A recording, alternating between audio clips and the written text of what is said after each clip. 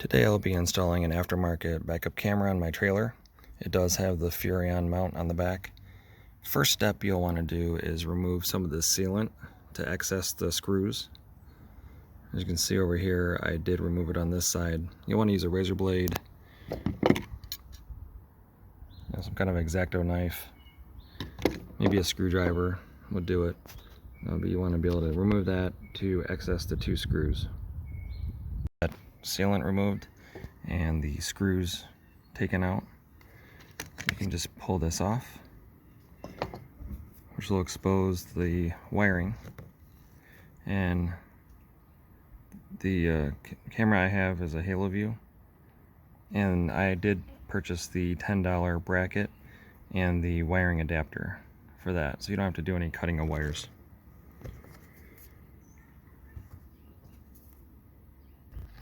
And here's a rubber gasket. We will be keeping this just since it does a good job of sealing out the water. But here, you'll actually see where this adapter is converted over to the 12 volt, and that goes into the clearance lights, all the ones on the top.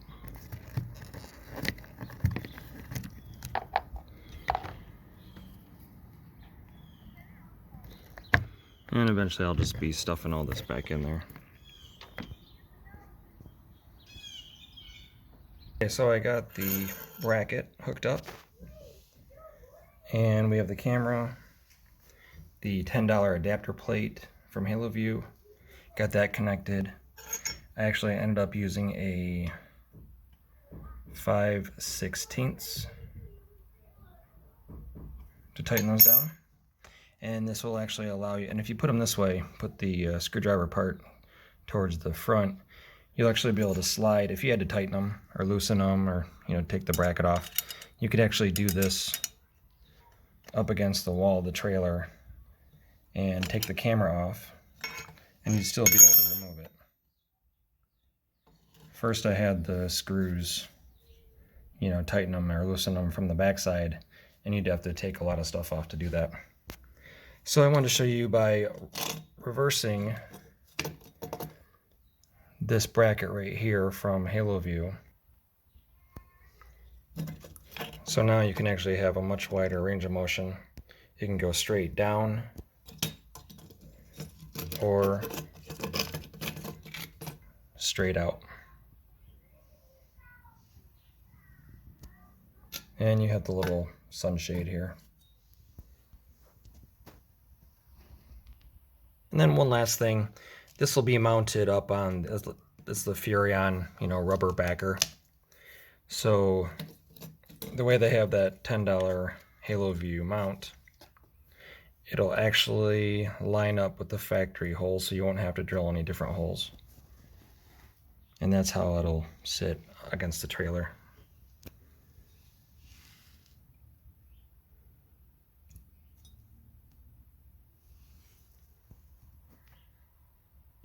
So I'm back up on the ladder, and I have the camera hooked up. I have the adapter cable right here, and I actually hollowed out some of this white foam.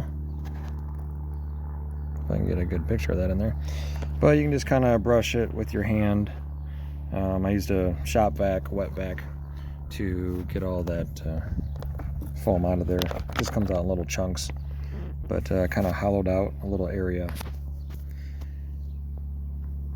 So now what you want to do is, before you actually mount it and finalize everything, is you actually want to test out the camera and the monitor itself. Now I'm going to be doing the pairing of the camera and the monitor. Here's a little trick. If you have a battery but not a tow vehicle hooked up, all you have to do is just connect a fuse, and just look at the nub here on the 7-way connector. Put it in these two terminals, and it'll give you the parking lights.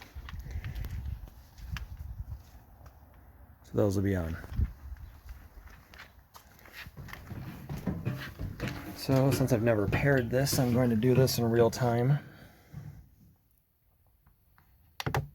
Go to the menu, and they look like white dots, but it does have different things here. Let's see, pairing, okay.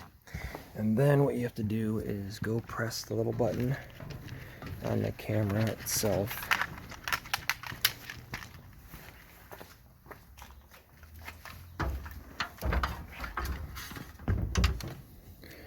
So there's that little button right there. I'm going to press that in. And I came back in the trailer after pairing it, and we have a picture.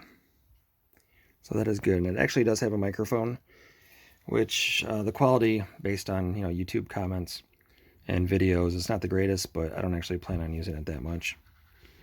So picture quality looks pretty good to me. There are a bunch of different settings. I'll mess with those later. And right now I'm only planning on using the one camera. So now that I have the pairing process done, I know it's going to connect. I'm going to actually start feeding this, since I actually hollowed this out, got rid of all that foam. I'm going to be feeding this up in here and putting all this wire inside so it's not outside dangling. And I did end up running the wire, that cable right through there.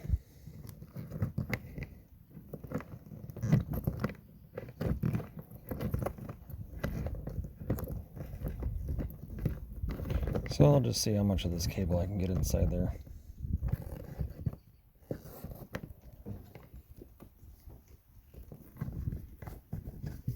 Okay.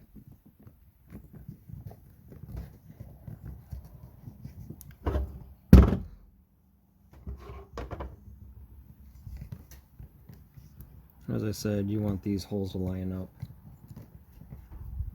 And you don't want to put all the wire back there, the cable inside, because you do want what's called a drip loop. And a drip loop, just like on some power lines outside your house, or if you go look at the cable internet or telephone lines coming into your house, you'll actually see this little loop of wire or cable hanging down. And that's so if any water gets on it, the water will go down and then drop off. Because otherwise, if it's like this, the water will actually follow and go right inside the hole. So with the drip loop, you'll have it go down and just drop off the bottom. So let me work on this part and I'll come right back. So now I'm actually going to be adding some silicone, which I know silicone is kind of a no-no on trailers, but I heard that, actually from a fellow camper, that the ProFlex, which I usually use, like on all the clearance lights and marker lights and stuff, the ProFlex and rubber do not really work together. They get kind of gooey. So I'm just going to use some silicone. That'll be good. I can always check up on it later and see what happens. But it's not like I'm going to be painting this area or anything like that. So I just want to put some in the holes, and then when the screw goes in, it'll just seal it.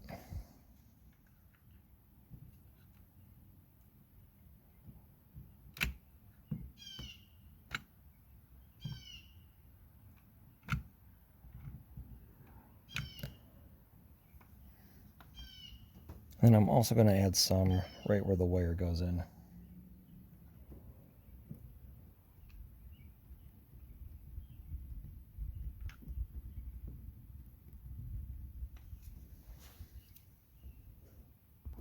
Okay, for time's sake, I just went ahead and put the 4 screws in, got it mounted up, and then I'm going to add a little bit of silicone to this.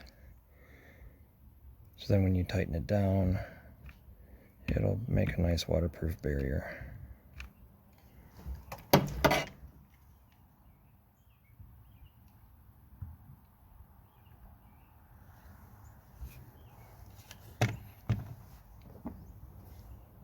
And just go ahead and tighten them down.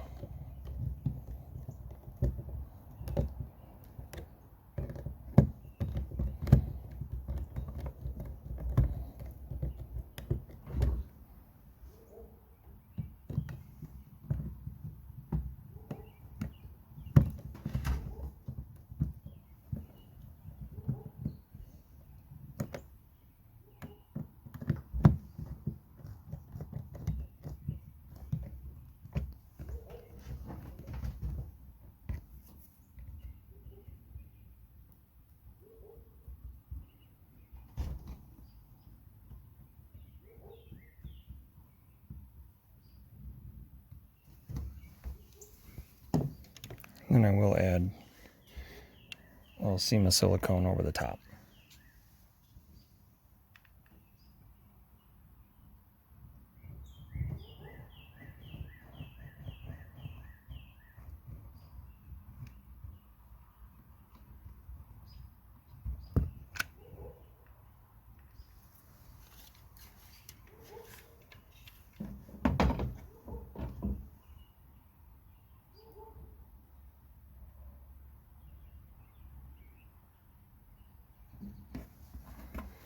And now what you don't want to do is silicone the bottom.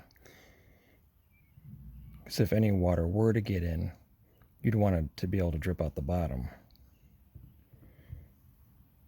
And if you sealed it, and if it got in the top, it would pool inside it, and they would have nowhere to go except for in the trailer.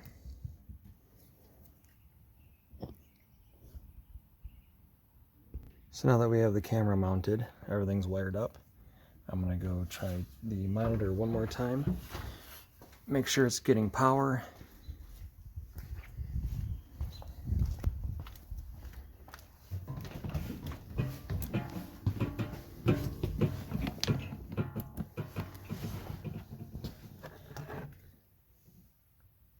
And there it is. Still got power to the camera. Thanks for watching, everybody. If you have any questions, let me know.